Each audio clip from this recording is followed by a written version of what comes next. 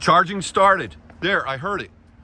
Oh boy, we have ignition. Are you kidding me? This is history. I love this. Hello and welcome to another Out of Spec Reviews, where today I'm here in Brewster, New York, and I'm about to charge my GV60 for the very first time on the Tesla Magic Dock station. You see, over the weekend, my wife Kathy and I from the Out of Spec Dave channel, we went on a quest. We knew that there was one Magic Dock station all the way up in Verona, New York at a casino.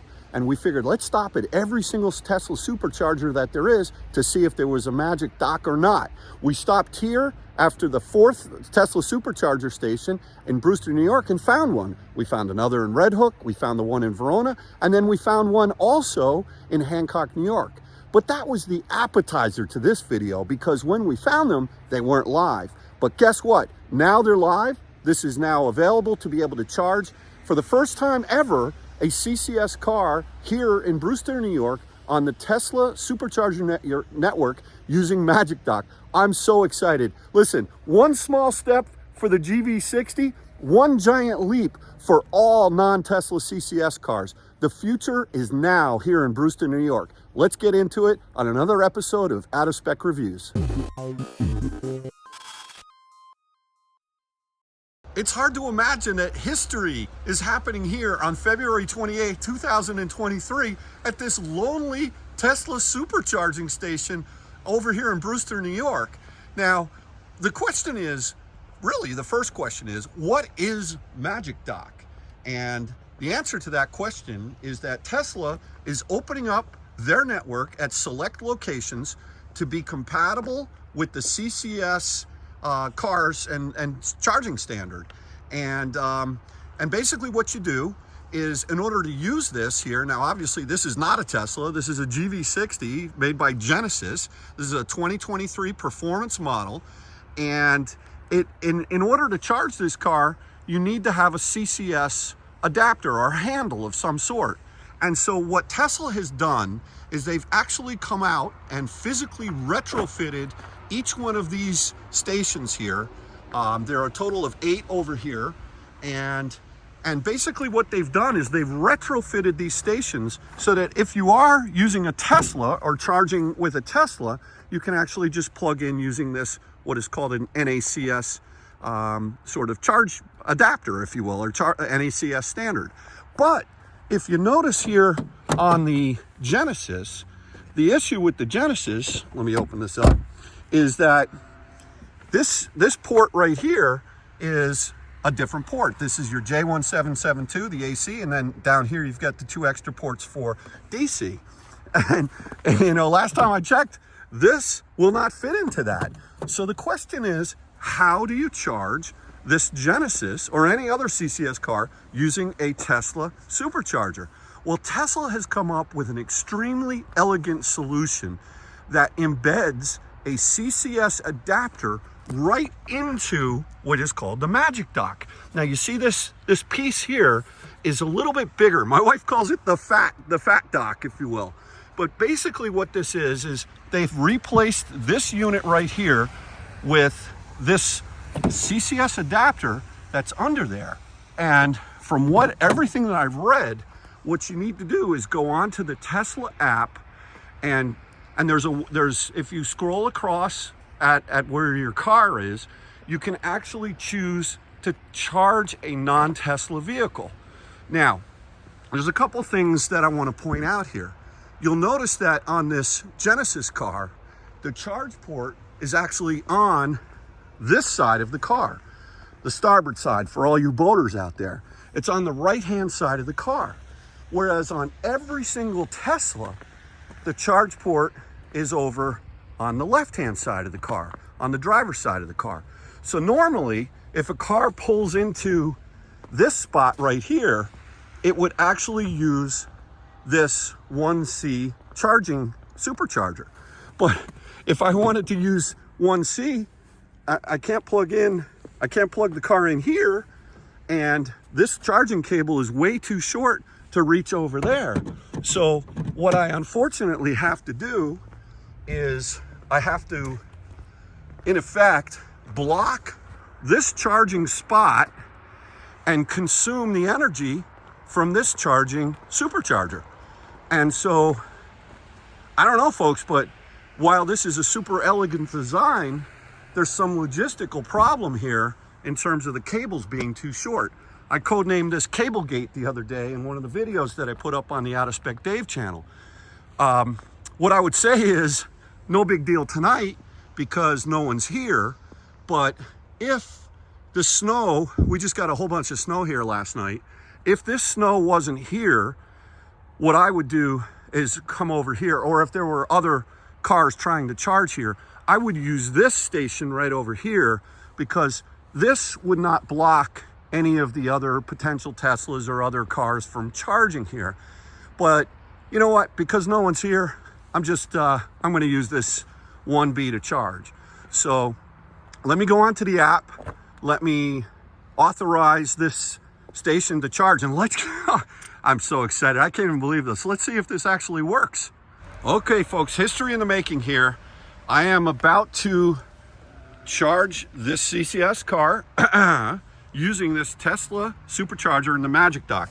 It took just a second when I said authorize number 1B. Now, what you do is you push up and then you pull out. And look at that. You got yourself a CCS adapter right on, hanging off of the Tesla NACS. Now, what I've got to do is I got to pull this little rubber piece there. It always bothers me. And then what I'm going to do, doing this one-handed, I'm going to plug in. There we go. I heard the click. And let's see what happens here. Wait, I'm hearing something. No. All right, let's unplug this and let's try to replug it in.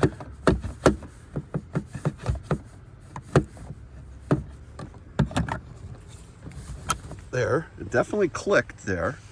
Let me see if the connector pin, sometimes with the CCS, you kind of hold it there a little bit. Oh man, come on, baby. Let's see if you can work. Maybe I'll try. Let me try moving over to a different stall. Let me try that. The way to unhook this is there's a little button up here. I don't know if you can see this. You push that and then you can pull it out. Now, what's interesting, I just want to see if I can detach this CCS adapter from the NACS. I wish I had someone here with me. I need two hands, but hold on one second. Let me just see. Yeah, no, it's locked. It's locked into place. You can't get that CCS adapter off of this handle here. So put it back in. Let's close this up. And let's move this car. Maybe I want to try a different stall, a different supercharger. Let's try 2A over there. Let's. All right, so I've moved over to the parking spot of 2B, but I'm going to use the 2A supercharger. Again, the problem of these cables being too short is an issue, but I'm going to authorize 2A right here, and let me go onto the app and do that, and then plug in. Be right back. All right, I've authorized 2A on the app. Now remember, the technique is you grab the handle and you push it up and then pull it out, and then out comes the CCS adapter. Let's see, I need to pull that out, and it's a little clumsy it's a little clumsy one-handed here, but there we go. Okay, there, I heard the click, and let's wait and see what happens here.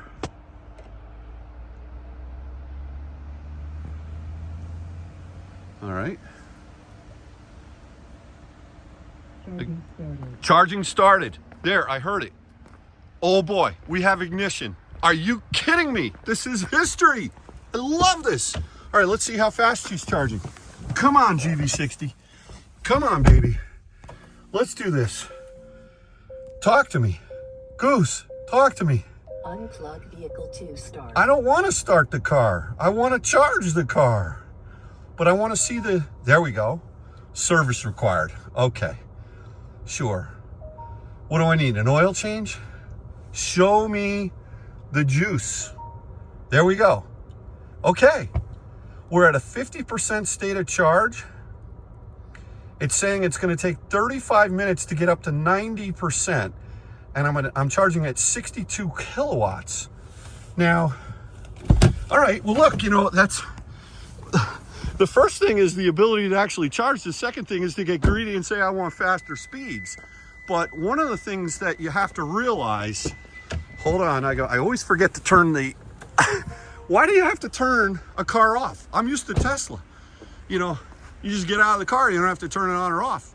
But one of the things that is interesting, even though this is an 800 volt car, the issue is that my understanding is that these Tesla superchargers will only output a maximum of, I believe, 500 volts. And there is an onboard inverter on this car that, unless it can actually receive more than 500 volts, the limitation for charging this particular car, any of the EGMP platform cars, whether it's an Ioniq 5 or a GV60, will be, I hear, somewhere around 100 kilowatts. So the fact that we're only charging at 65 kilowatts right now is telling me that the battery pack is cold. I mean, this car is a charging animal. On a 350EA, I've seen speeds upwards of 241 kilowatts. But it's not tonight. This is not about charging speeds or fine-tuning that or trying to figure it out. This is about charging a non-Tesla car on a Tesla supercharger. And as boring as this may look to the average person, I am so pumped. I am so psyched. And I'm all alone here with a Sherwin-Williams paint store and a Dunkin' Donuts. And I'm all alone celebrating with nobody. What the heck? I am so freaking happy. Are you kidding me? This is amazing what's going on here. So, I mean, this is just great. All right, I gotta calm down. I gotta take it easy, you know? So, plugging the car into this supercharger for the first time, for me, for everyone that is watching this video, it's great. This sign over here is pretty cool. If you scan this little code up there, what it will do is it will take you to the ability to download the Tesla app if you're a non-Tesla car owner and you've got a CCS car. I don't care what kind of car it is. And it'll give you instructions as to how to download the Tesla app, how to actually onboard or create an account on a Tesla on the app, and then it'll give you instructions as far as how to actually charge a non-Tesla car. Now, my understanding is that at this particular station, they're charging 49 cents a kilowatt hour, although I believe that for $12.99, you can buy down the rate by 10 cents a kilowatt hour. Now, I'm not sure if each station, I would imagine that each Tesla station is going to have different costs for energy in terms of kilowatt hours. But this particular station, it said on the app, was charging 49 cents a kilowatt hour. So I think that that is reasonable. I would have expected a little bit more, but you know what? The fact that Tesla is offering the ability to charge on a select number of Magic Docks. My understanding is that there are a total of 10 in the entire country. 8 of them are in New York State, 2 of them are in California. I have personally visited 4 of these stations. I know there's another one up in Malta near Albany. There's another one, I believe, in out by Buffalo itself. And I believe there might be one on Long Island. I heard someone say, maybe Shirley, although I'm not 100% sure. Shirley, I'm not sure. But look, this is exciting stuff, folks. I'm just trying to think what else I can share with you. You know, I explained how to charge, downloading the Tesla app, and then choosing charging a non-Tesla car. From a cost analysis standpoint, they how much you pay again, that's 49 cents a kilowatt hour, and then the membership plan. And, look, I think that we're now in the business of comparison shopping. Some of you have watched my video that I put up on, on Monday morning on the Out of Spec Dave channel when I was in Hancock, New York. That was a very interesting station because they actually had 8 EV, or actually Evolve New York Electrify America stations right next to 8-station Tesla supercharger, all fitted with Magic Dock. Now, with my $4 a month account that I pay to have EA, I buy down the rate at that station to 31 cents a kilowatt hour. So let's assume that Hancock, New York was also 49 cents, similar to to Brewster here, and I pull in there. Now I can actually comparison shop and say, you know what, I'm not going to charge at Tesla, I'm going to charge at EA because it's cheaper. And I would also get faster speeds at EA if I were plugged into a 350, especially on this GV60 car. So my first choice would be EA at a cheaper rate, number one, and then also just at a much faster speed, charging upwards of, I've charged many times this car from 10 to 80% in 18 minutes. The marketing claim is true, folks.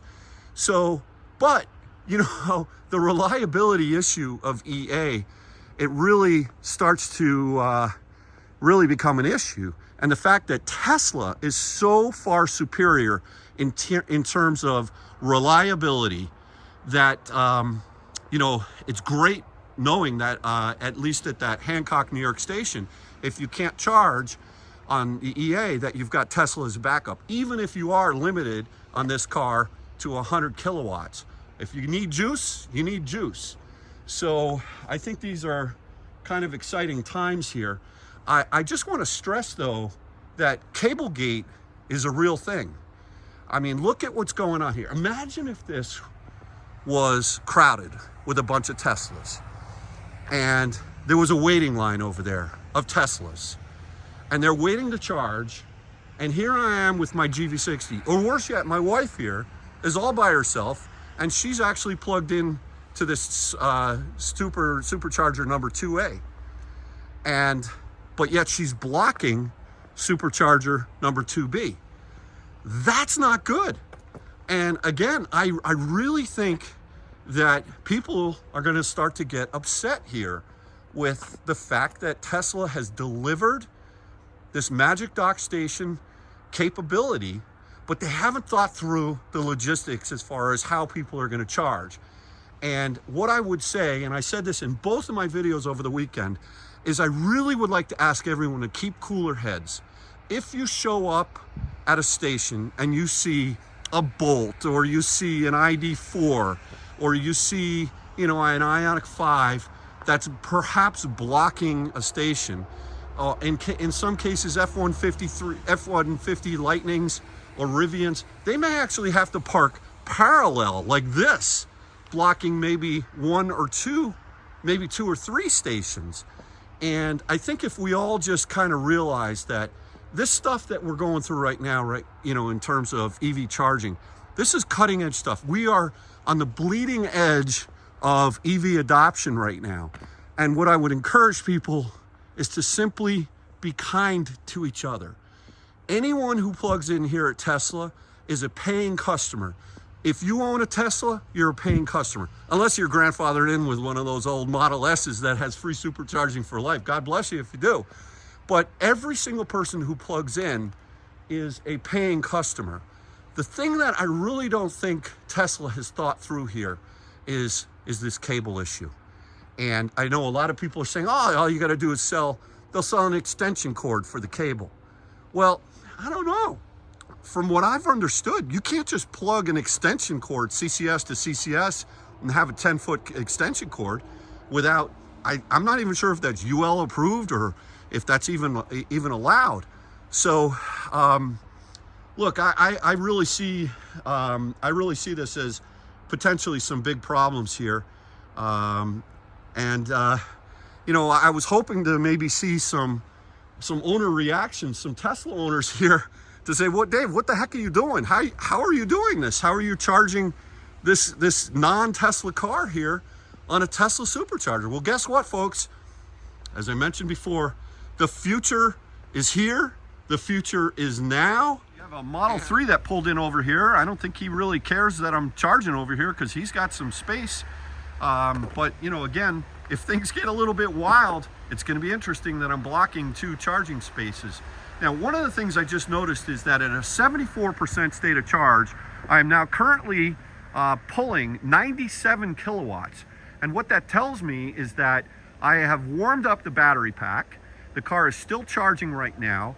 And the 100 kilowatt limitation, because of the 500 volt limitation that the output that these Tesla superchargers are able to output, and with the onboard inverter on the rear motor in this car being a max of 100 kilowatts, that seems to be on point with the fact that I can't charge this car faster than 100 kilowatts here on a Tesla supercharger.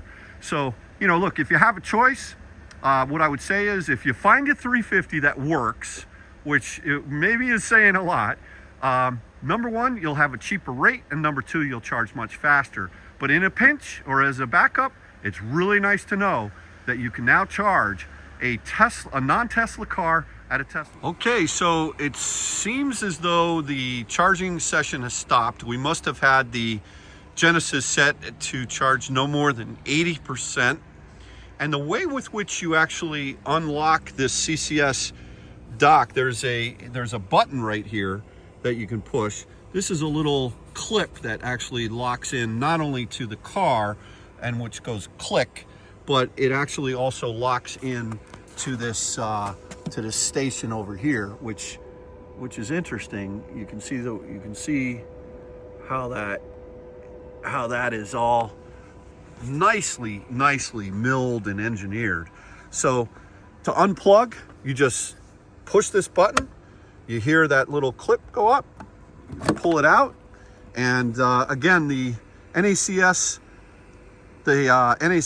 adapter or charge port, whatever this piece is right here, that is locked to this CCS adapter, and you can see the little clip on the top there, and you can also see how this is all put together. It seems like it's very high quality.